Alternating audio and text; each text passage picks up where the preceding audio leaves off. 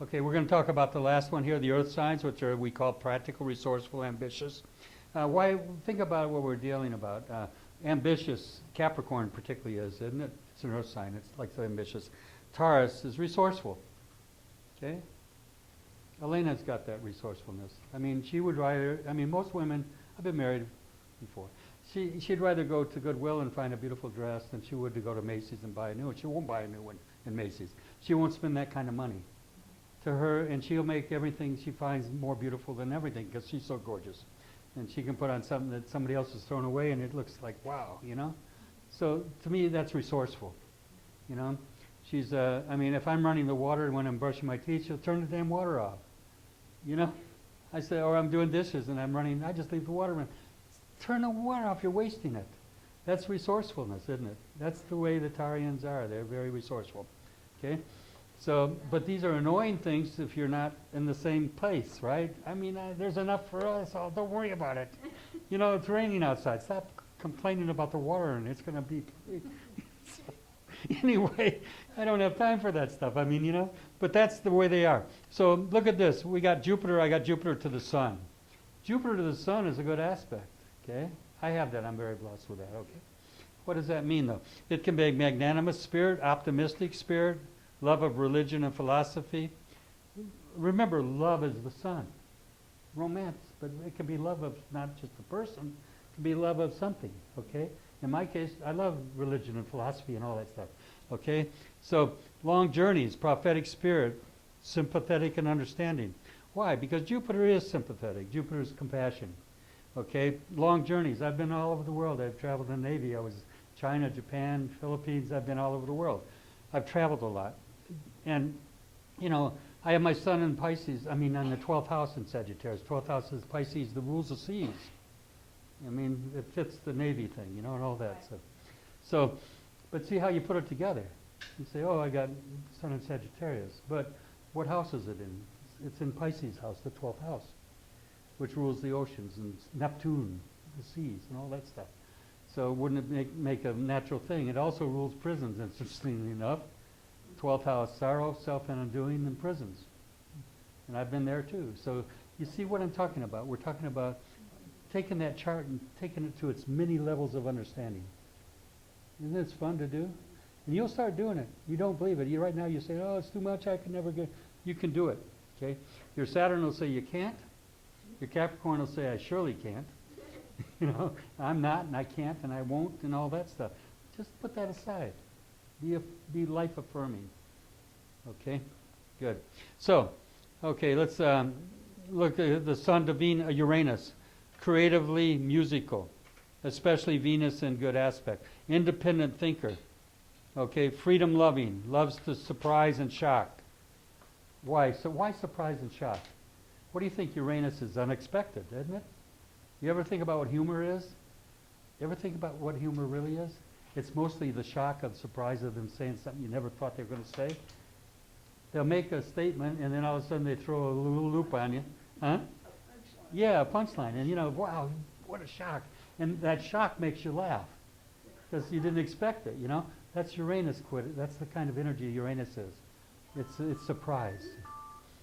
So, okay, so we got, especially if Venus, okay, independent thinker, freedom loving. Well, of course, Uranus is freedom, and love is the sun. Okay? See?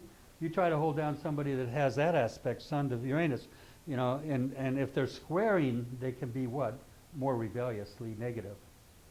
They'll do things that maybe hurt themselves and others because Uranus squaring the sun or opposing the sun can be much more discordant. Okay? Doesn't necessarily mean they will be, but can be. Okay, so let's go back over here. Potentially a creative genius or inventor.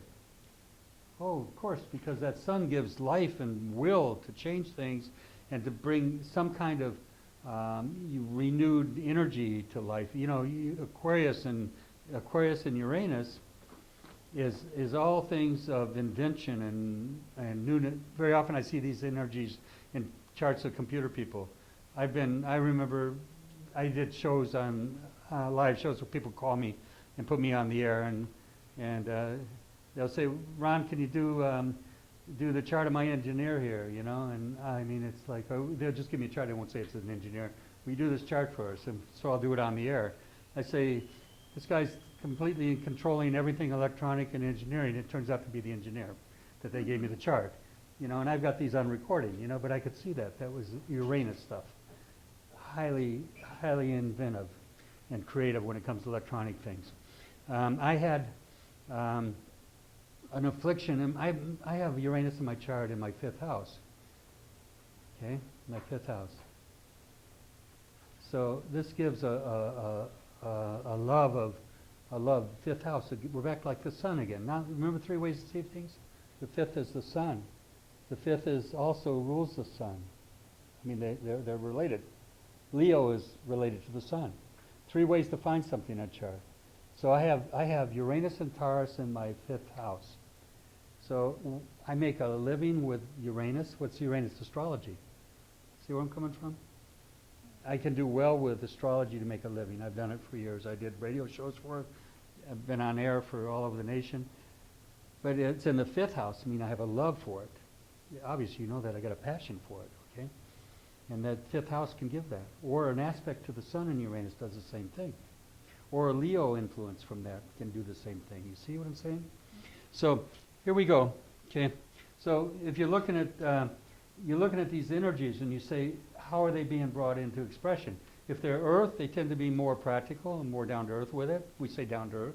If they're in the fire signs like mine, I'm the preacher, fiery, enthusiastic. My energy comes like that. That moon, or my Jupiter and Sun aspect are in fire signs.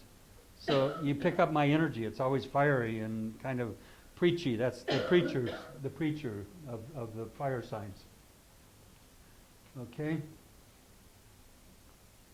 We did that. And this, you've been through this. This is real important. I've given lectures where I put this up and people beg me for a copy of it because that's how important it is. If you master kind of understand the complexities of these squares and oppositions, this helps you get a quick thing. I didn't do all of the planets, obviously. I just did the hard ones. You know, Mars and the Saturn and Mercury and the Moon. But you need to understand these, okay? And then finally, okay, the lost keys, astrological forecasting. This is what we could do in a follow-up class if you ever want to do it. And I teach it in my private tutoring classes. I teach it that way. And I also teach it in separate classes. Let no man, I'm going to just give a quickie of this.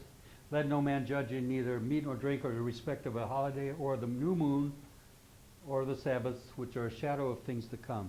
And guess what a new moon is? It's a shadow of the earth between the sun. And it's a shadow of what? Things to come. So I use only 3 techniques to prophesy in a chart and predict things. And those 3 things work.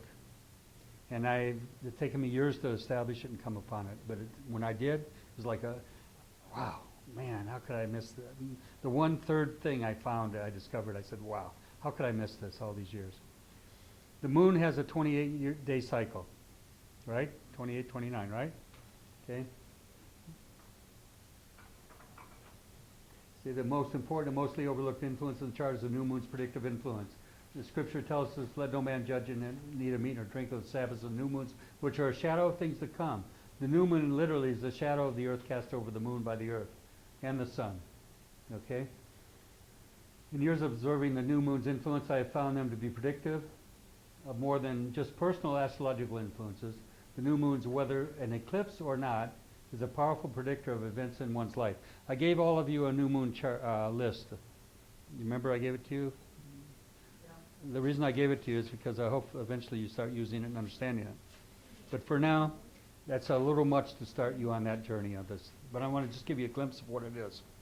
Essentially, new moon as a shadow of things to come needs to be augmented by 2 other factors to produce a prophecy. This is what I told you was the cosmic key to prediction, which I developed. I started to publish it. I never did. Maybe I should. I should probably pursue it. But I can prove it works. Chart after chart. You can give me a chart. Give me Robin Williams' chart after he died and his death time, and I'd put it up there and I could show it actually perfectly works.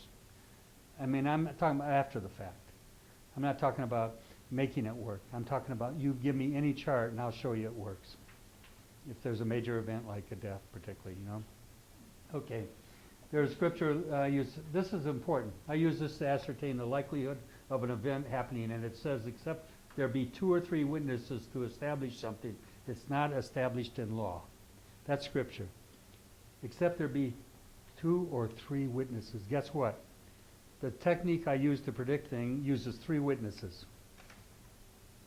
And if they're all there, it's undeniable it's going to happen. If there's 2 there, it's probably going to happen. If there's 1 there, not likely going to happen, but it might. And that's how accurate this system is. So what are the other 2? The other 2 are Saturn, transit, and the third one is the progressed moon. Okay? When I do a chart, those are the 3 things I put in that chart. And I'll teach you how to do that if we get that far. Okay? But when I say the transit Saturn, I want you to think about this. Is your husband here, honey? Yeah. Okay. Transit Saturn is what? Transit Saturn is a 28, how many year cycle? 28 years. Remember I told you the new moons are 28, 29 years. Coincidence? The progressed moon has how long a cycle? Anybody know that? 28 years. If you're born with Saturn like this in a chart, if you're born with Saturn in your chart on a cross, let's say the moon's here and Saturn's here. If you're born with Saturn and the moon and the cross in your chart, or if it's opposing, let's say Saturn's down here, that's called Saturn chasing the moon. Guess why? That transit Saturn and that progressed moon are moving the same speed. So they're going to stay in cross aspect to each other all the time. You got it. You got it. Well, we'll forget.